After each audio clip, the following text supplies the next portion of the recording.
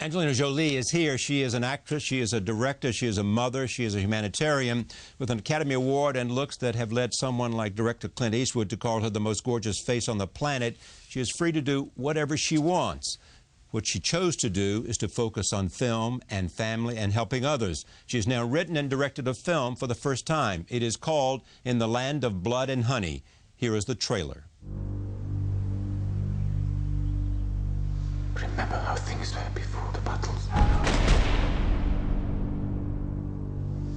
Just you and me. I thought of you every day. Why couldn't you be born a Serb? Am I a prisoner? You're not a prisoner if you want to be here.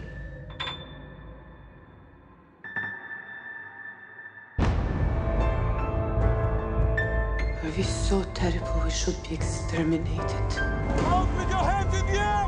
Or we will kill these women! It's very complicated. One of your Muslim friends was in my scope. And I thought about you. And then I wondered, would she kill me if she had the chance? She will betray you. She's not to be trusted.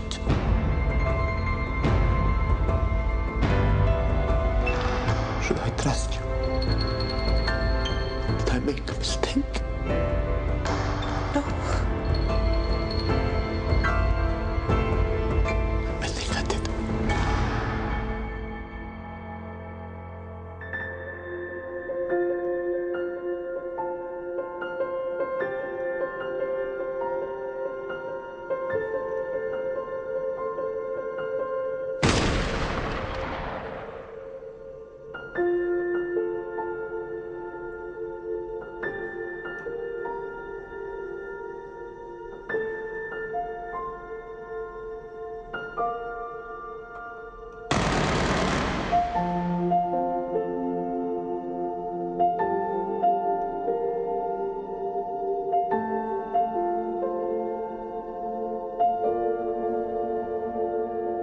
People are not often what they seem to be.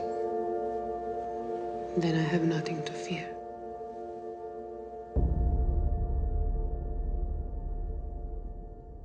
I am pleased to have Angelina Jolie back at this table. Welcome. Thank you. Good to see you. Good to be back. You said here, this is the cover of Vanity Fair.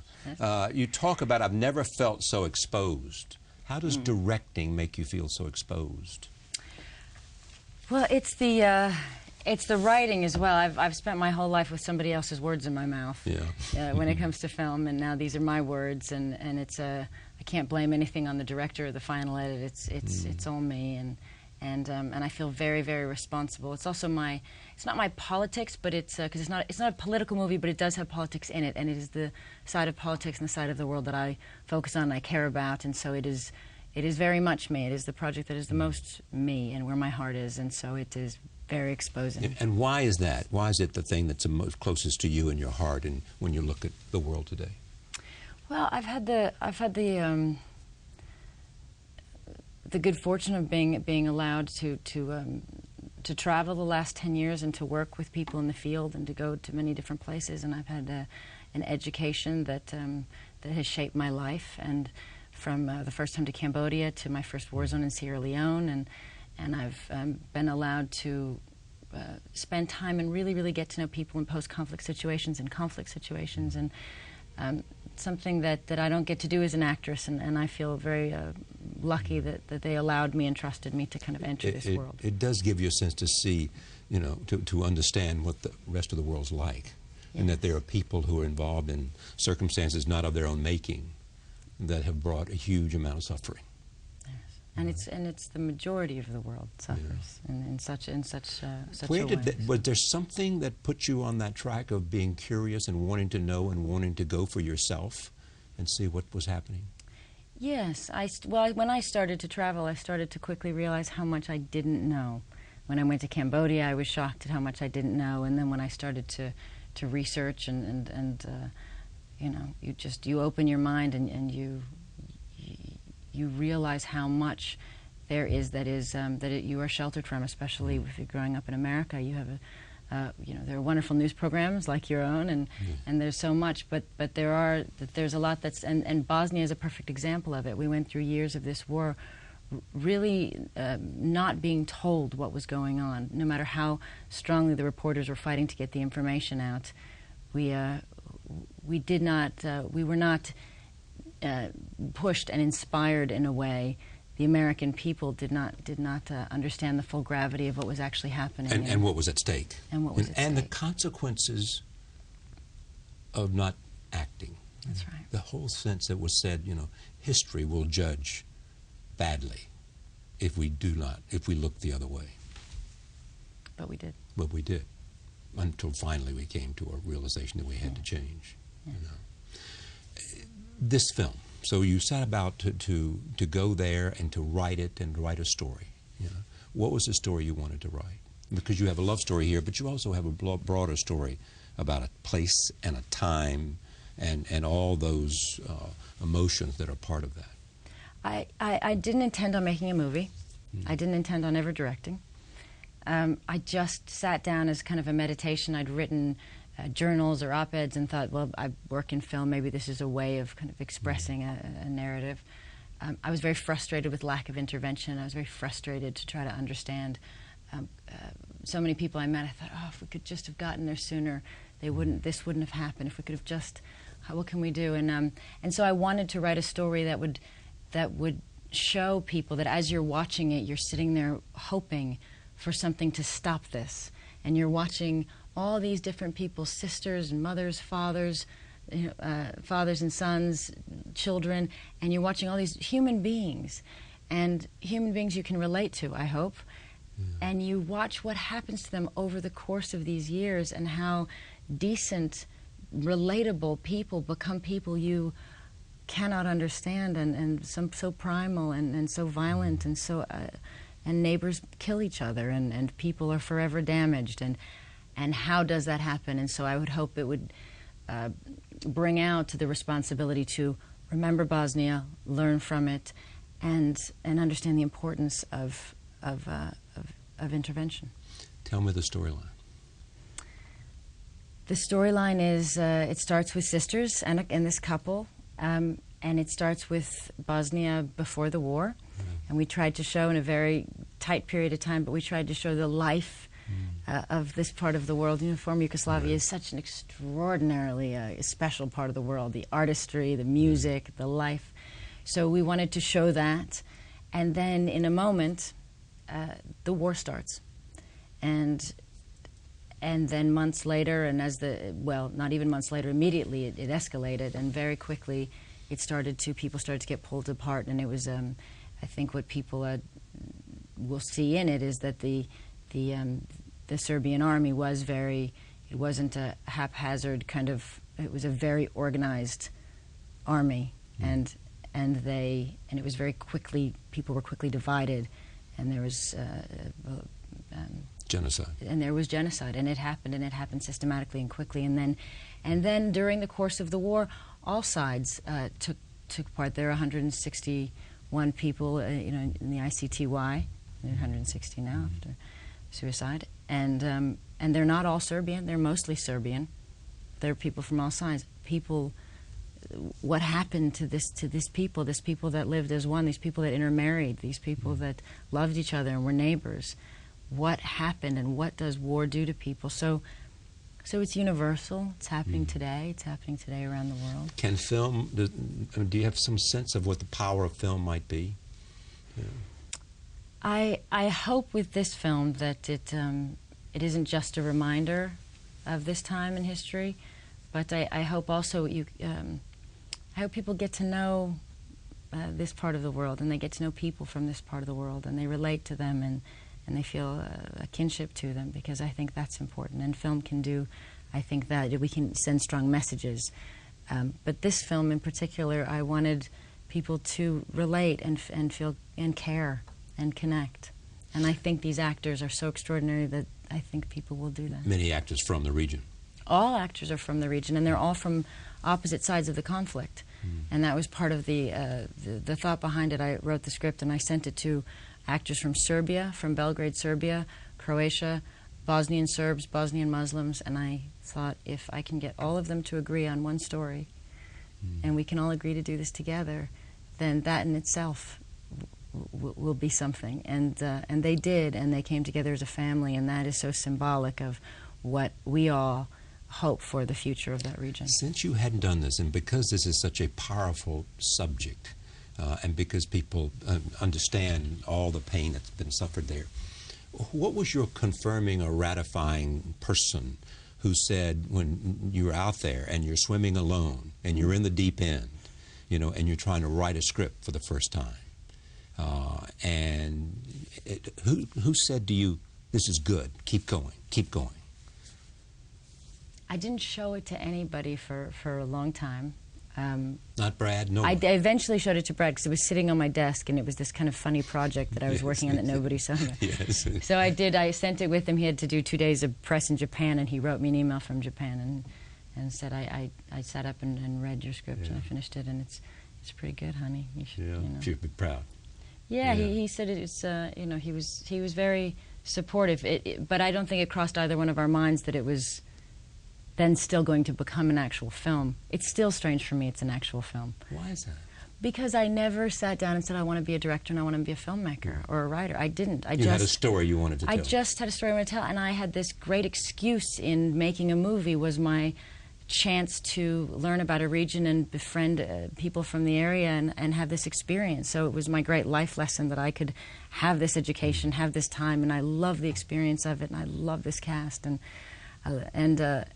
I learned so much, and in the process it became a film. But I'm still very shy about being a filmmaker. That wasn't the intention. Did you at any point say, "My God, I've made a mistake. This is too in over my head"? And yeah, I and, did. and how do you get up in the morning and say, "No, I'm going to do another day"? Because the cast, as I said, they're from because they wanted to see it happen. Because they wanted to see it happen, because they said it was important, and because they lived in. So if I felt the tension, you know, they have to confront. They take this movie back to their own countries, and they stand by it, and they have to feel that it is. So they're brave enough to try for something. Then who am I not to stand with them? And they always. And I felt that they were always guiding me. If I said, I'm worried. Are we getting this right? Are we balancing this right? I knew I had to ask that question every day. And every day I was worried. And every day I would make sure we were trying to find the balance, and we were trying to find the balance. And I was never sure we did, but I knew always that my intention was in the right place. And the cast said, you know, even when we had complications, and you know this region so well, they said, well, you know, welcome to the region. Exactly. There's no way you're going to skate through this without controversy and a lot of pressure and sensitivity. And this is a complicated, deeply passionate part of the world, and it's going to be heavy, but it's but you feel like that about several parts of the world. I mean, you feel that way about Cambodia, you feel that way certainly about parts of Africa, you feel that way about the United States. You know, I mean, what you have represented, and I guess your UN affiliation is part of that, is in a sense becoming a citizen of the world, becoming someone, you know, who understands that we are in fact one. We are, yes. You know?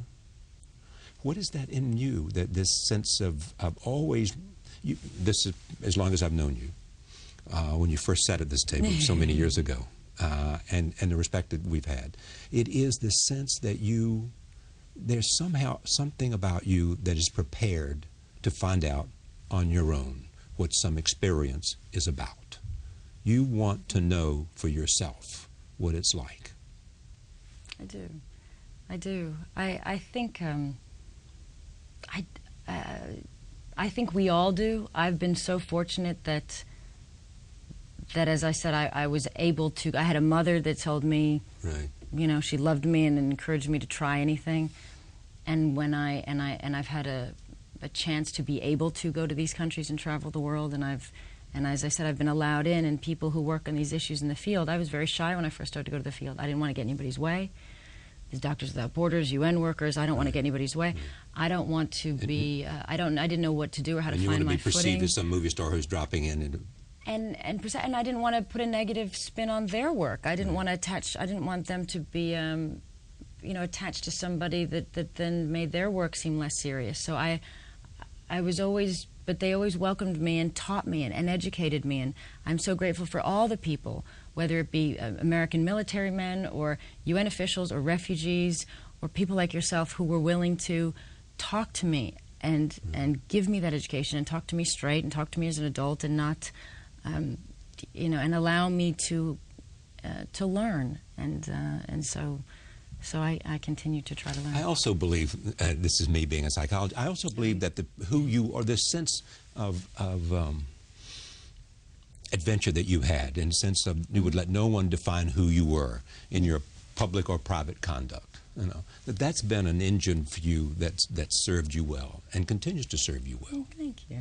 Do you agree with that? Yeah, I do. I mean, I think it's a wildness, it's an adventure, it's a sense of this is who I am, and I'll channel this in lots of different ways. And maybe it's that little punk in me that still feels like you can all come against me, but I'm going to fight for what I believe is right, even if we're going to get into it, and it's going to. So yes. Others also ask about you, and you've heard this before, how does she do it all? How does she be an actress, an international celebrity, a humanitarian, and now a filmmaker, and most importantly, a companion and a mother? How do you do all that? What's the... I have a great partner in Brad. Right.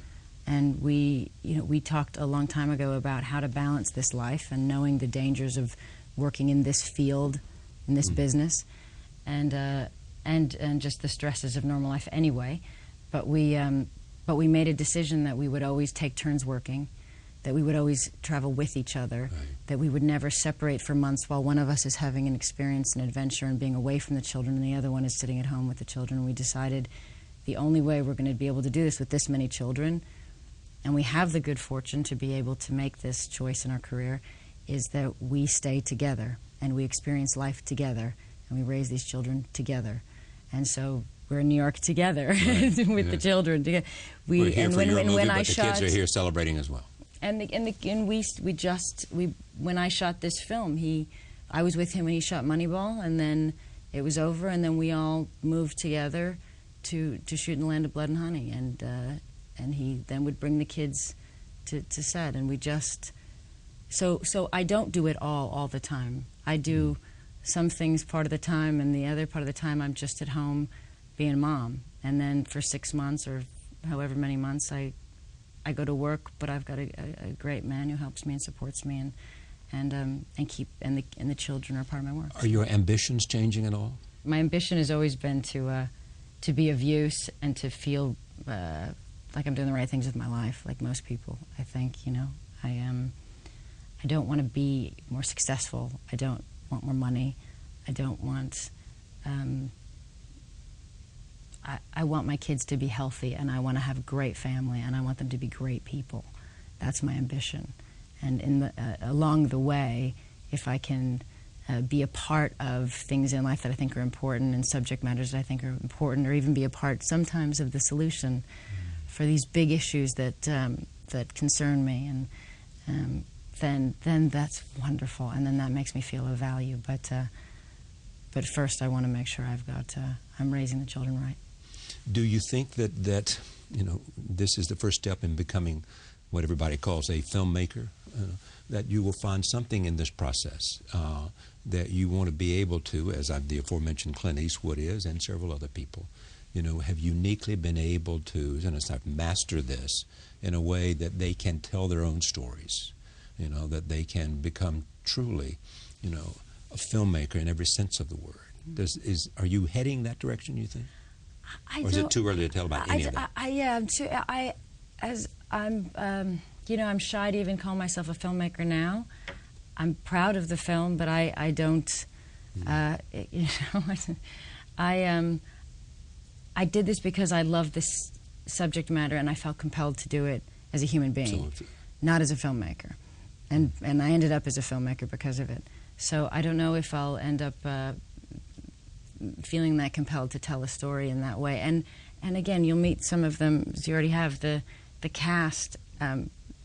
this was such an unusual situation for me. I met these actors and this family, and they pulled me through this story, and they all lived through the war, and some of them were soldiers during the war, some of them were children during the war, they were wounded during the war, they taught me, and they led me through this, and we did this together. So it's a family that made this film. It's not me. We continue our discussion of In the Land of Blood and Honey with director Angelina Jolie and two members of the cast, Zana Marjanovic and Rade Srbeđa. I am pleased to have them here at this table to join this conversation. Let me, first of all, tell me about the characters they play. Oh, me tell their characters? Uh-oh. Yeah. Madam Director. Can't they tell their characters? Well, they are at opposites in the film.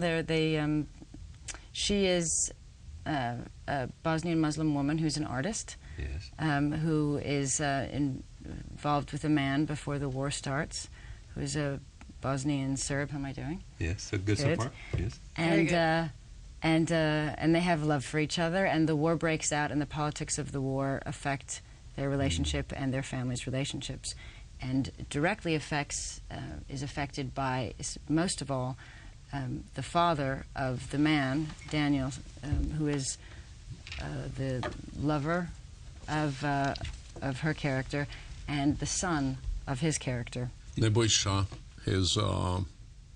he's Serbian. Mm-hmm. He's one of the leaders in Serbian army, in Bosnian Serbian army.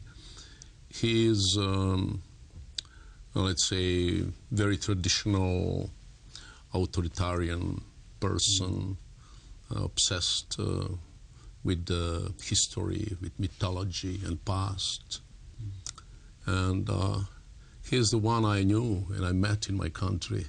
Some of them were my friends, and I never thought they will finish, in the war like leaders, like soldiers, like, I'm going to go back and forth in this conversation between this film and at the same time your own experiences. How did the war affect you? What was your connection to the war? You? With this war, yes. At that time I was born Serbian from Croatia, Right. But at that time I moved from Zagreb just a year before war started to Belgrade. Fall in love there with my wife, Lenka. Yes, good. And when war started, I was, I can say, one of the very well-known actors in my country. And I tried to join people who wanted to stop the war, who were fighting against nationalists from all sides in former Yugoslavia. At the end, I'm a person who was supporting one great guy, Markovic, who was the last premier of Yugoslavia. Right. And he wanted, to organize his party and to somehow to stop the war, And then because of this fact that I didn't want to take any side in this war, I became enemy for many of nationalists or normal people, who were divided in this war, and I had to leave my country. And you? I was 8 when Rade was in front of the parliament and trying to stop the war and get as many people as possible to fight against the beginning of the war. And interestingly enough, we included a song by EKV, which is probably the most known Serbian band at the time, and it's by them the first song in the film is made by this band, and that particular song was sang at a UTEL concert, which was a concert to stop the war in Bosnia, which is so interesting because it was a Serbian band that sang in Sarajevo at the beginning of the war, trying to stop the war.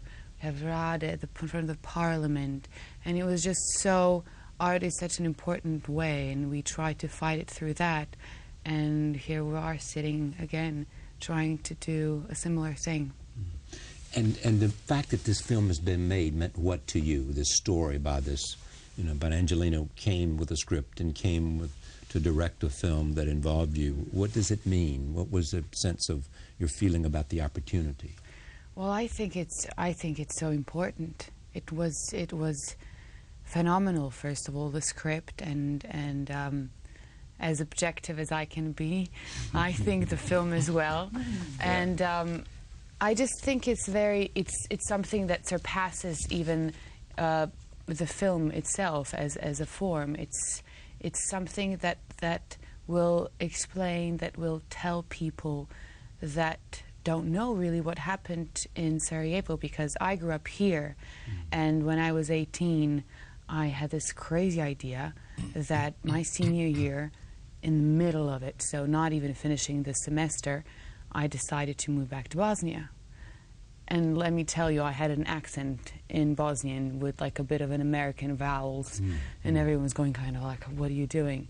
And my teacher wrote the reason for leaving the school was, and I still have the paper, moving to Syria, because I said I was moving back to Sarajevo. So I think it's very, very important that this film is made, and it's important also for us, because I feel this is maybe even the first time that the Bosnian people have been given the opportunity to let the world know what really happened, at the same time keeping their dignity, which we did have during the war. One of the first, actually, from my country, Angelina sent in the script. Yeah. And before that, I must tell you that I had few offers to play in films, American films about Bosnian War. I never accepted. I didn't want to do this. What was it about this one? Was it her, or was it the script, or was it? Of course, script. I love Angelina as an actress. Yes, I know. But it was script. Yeah. When she sent me this, I really fall in love with this beautiful story. I think she reached, I like to say, she reached some depth of Greek tragedy with this story. And it's amazing. But somehow, I was the only one who didn't see film till yesterday night. Is that right? You hadn't seen it? His wife saw it, so I went to her. And she would be the defining. I must say, I was really impressed. I loved so much film, and I as was objective as you can be. I was so emotional, yesterday. I must say that Angelina did a really fantastic, modern film, great film, without pathetic things, Without pedantic, not teaching. Pathetic. Oh, pathetic. Pathetic, yes. Yeah. And, so and simple. what do you expect to be the reaction? I mean, beyond the fact that a good movie, but what will be the reaction in I don't know, Serbia? But actually I don't care. You know what? Probably there will be some nationalists who will not love this, who already started to write bad things about this project, There are people that deny it even happened. There are people that deny the Holocaust. But I'm sure deny the war. that a lot of people will understand this film and will love this film, as we noticed yesterday. And there are wonderful Serbian actors from Belgrade, Serbia, in this film, who are known and loved in their country. And there's, I think, a lot of the people of their country will know that, and have faith in them that they wouldn't be a part of something that they didn't feel was balanced. Did you get the same kind of response from all the actors you sought out that when they read the script that we just heard from him? Yeah, we didn't have... They wanted to be part of this project. They did want to be part of this project, yes. Yeah. Tell me about why you think that's important. They want to be part of this project, other than the fact that it's a good film directed by, an acclaimed professional. Well, because it tells the truth. Isn't that what art is about? I hope so, yes. Yeah, and it's, since we haven't learned much from history, obviously, hopefully we'll We will through art, and it will start maybe some dialogue that really we haven't had a chance to begin. And the same way that we all joined and we all worked for the same idea, maybe there is a good chance that it will happen on a much bigger level in ex-Yugoslavia. This is a scene from the film. This is where you are playing General Nebojša? Who was the character? Nebojša. Talking to your son. Here it is. Rotate. Ova zemlja je natopljena srpskom krvlju. I sad bi oni da živimo ovdje s njima, po muslimanskim pravilima, u muslimanskoj zemlji. Prepoznajem ljude. Nekad upadnem u kuću i prepoznajem njihova lica. Oni samo se pretvaraju da su dobri susjedi, Daniel. Za vrijeme Tita skrivali su podmuklo lice i samo čekali priliku da razruše Jugoslaviju i da nas napadnu. Ja sam srpski patriot, ali tu ne moram da sumnjaš. Jesi li? Što onda sumnjaš u naše metode? A ti misliš da će svijet da ignoriše ovo? Ja ne. UN će već poslali svoje trupe u Hrvatsku. Oni neće okrenuti leđa sem ovome. Ma naravno da sve vide. Ali neće nas napasti, neće učiniti ništa. Oni znaju da smo mi pravi partneri za pregovore. Trebaju nas. Neće napadati. Osokoli svoje ljude i dovrši ovaj posao. Nemoj da sumnjaju u tebe. A ti, oče? Ja sam Boga bio posumnjao. There is a relationship between the father and the son, Yes. and the sense of what this war is all about. Yes, as I told you, he want to make revenge, actually, because during the Second World War, what we have in this film, a lot of his family, got killed by Nazis, Muslim Nazis, in the Second World War, and so nowadays, when this war started again, he just feels that now it's his time, his way to make revenge, and he doesn't believe to Muslims. And it's something, it's some trauma from his childhood. And it's something with the fact with which this man lived for whole his life, and somehow I'm sad because of his of him. Can you imagine to live 60 years with these stories, And I think that's a very important thing we tried to say, that this isn't it's not black and white. And I think some people would love to see, sometimes people that are have their opinions, would love to see from this black and white, these are the good guys, these are the bad guys, and the bad guys have no humanity and make no sense. It's not right. He has rationale, whether it makes sense to you or not. His mind has been formed by his family, by his history, by his country, and he believes this, and he also loves his son, and he's a human being. And he has his own, and somehow he is making sense of this violence for himself. And that is the thing that is important to study, because that is the reality. It is not simply that there are good guys and bad guys. It's much more complicated. Right, but listening these words, it's also one thing important to say about this. He said, when son asked him, what about American? American will negotiate with us. Right. And he said, yes, they will. But they were waiting 4 years. Yes. That they do something, and 4 years these people were, in a war, killing each other. Because what he says is right. They're not going to fight us. Yeah. All right, take a look at this. This is a conversation between Nigel and you. Here it is. Rotate. Ima, kako nema.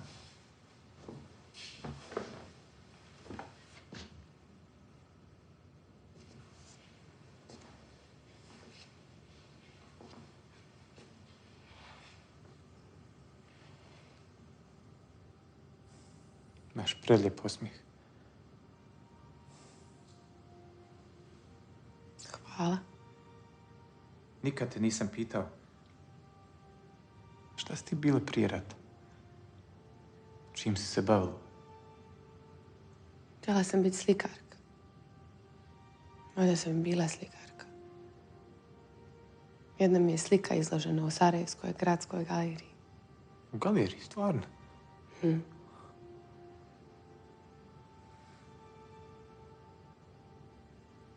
tell me what the theme of this is. In other words, if someone came to you and said, so what is, I hear you, I'm listening, you know, I know what you've done. What are you saying in this film? Or you just simply want people to understand and experience Well, I think that that took place? I do want people to remember this time in history and understand it and get to know these people from the region and learn about it. But it's universal.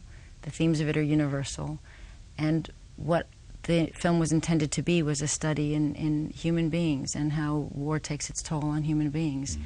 And what it does to humanity, and how it warps people, and how it changes people, and this is why when we talk about intervention, or you know, what to do when there's something going on right now in the world, the longer we wait. So the idea was, as you're watching this movie, you're watching it, and you should be sitting in your seat thinking, "Will somebody please stop this? Can this please stop? Oh, please don't go any further. Oh, don't do that. Oh, stop it, stop it, stop it," because that's what.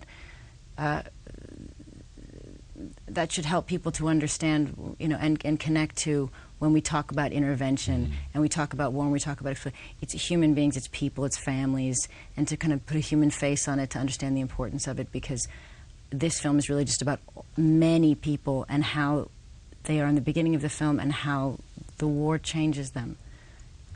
Yeah, I really liked what you said today about how it's almost about like a love story that never happened, that couldn't happen, and I think it's something that everyone and anyone from anywhere can relate to, for different reasons, and especially for us, it's so important because there were, you know, our lives were forever changed, and we were all living normal lives, and I was playing tennis, and my mother, you know, trying to teach me how to draw. Architect's daughter is not able to, you know, just problems that are everyday, small, minor, beautiful things. And then suddenly, it's all gone. You don't have a home, you don't have your house, you don't have your loved ones, or you're terrified every day that you may lose them. And this is something that, for me, has changed my life completely, and for every Bosnian, no matter if you're in Sarajevo or outside, it's the safety that we'll never feel again. The safety you will never feel again. The safety, because we never thought it could happen to us, and it did. So it can happen anytime and anywhere. And which is why it's so important that things like this film are made, that it keeps reminding us, so that hopefully it won't happen again. But it's also the story here is also that there are places in which there are not two sides, and genocide is an example of where there are not two sides, and where there is the imperative of someone saying we cannot stand for this. That's right. You know, that's also part of what you want to say. Yes. You know, and that we cannot stand by. Zana does. We talk often about Srebrenica, and Zana does a project every year on Srebrenica, and this is something that you know, it was very important to. It's what finally compelled international intervention. I think it was the turning point. Right. And you know, did it have to go that far? Do we have to wait for, you know, when the rape numbers are at 5,000 and when it's not labeled genocide? This is what frustrates me about you know, we sit on Darfur and we say, well, is it genocide? Is it crimes? What are crimes of aggression? Right. Is it ethnic cleansing yet? Let's talk for another 7 months and let's figure out how to label it. And that's right. That's right. I know that's the point. So tell me what's next in your lives. Professional? Yes. Or personal, whatever you'd like to tell me. Now I'm shooting a film, Taken 2, with Liam Neeson in Istanbul. Yes. That's a new film of Taken. Right. Yeah, and I'm going to... to... Oh, so the film that Liam made. He made a film called Taken. This is Taken 2. Now it's Taken 2, Yeah. And you play a bad guy, or I played as usually bad guy in American films. In American films, right. In American films, but then at home you're King Lear. King Lear, right. And then I'm going to Los Angeles for premiere. And my son has a film in Los Angeles. I play main part also in this. It's a Croatian candidate for best foreign film. Very good. Yeah, and that's enough. Then I have a Christmas evening to make bacala. Yes. My family. You make good bacala? I did it. You did? I do this, okay. yeah. Very good. And where will you spend Christmas? In Croatia. Ah. And you? What now? Where do you go from here? Well, first we go to LA. Yes, I know. Which will be very exciting. Well, hopefully to very many places, but first I'm going to Sarajevo. I co-founded an NGO with my friends, which is called the Warehouse Cabaret, because we like to think we have so many ideas. And we do have a lot of ideas. We're just trying to get them all out. So I co-founded this NGO, and we're trying to put on different shows and bring in different types of interactive art that was quite rare in Sarajevo, in Bosnia. There is also, which I want to bring up before we go, the centrality of women to this story. This is a story about women as well. It is, well, and I suppose I couldn't write it any other way than through the eyes of a woman. Yeah. So it is very much. What happens to women in war? Yes. It touches it absolutely the violence against women. This war was particular for that as well. I mean, it was used. Rape was used as a crime against women intentionally, and it changed the laws, and it's one of the strongest cases. So that is very much a part of the. But as we said at this table in New York, rape is being used in Congo, in America, everywhere. Having done this, is it the film you made? Is it the film that you wanted to make? It is when we all came together, and I feel that we together feel it's what we wanted to make. Alone, when I was sitting in the editing room and I finished, I set out to do. You set out to make a film that causes discussion, but you also want to be as balanced as you can, and you want to do right by all the people that had faith in you and put their trust in you, and it's their country. So I could never be the final one to say that this was right, but when we all came together and the cast said, this is right, then I felt at peace with it, yes. Do you know what project you're doing next? No. That's a nice feeling, I'm too. unemployed. Thank you. Thank you very much. Pleasure to be back. Thank you very much. Thank you. Good luck to all of you.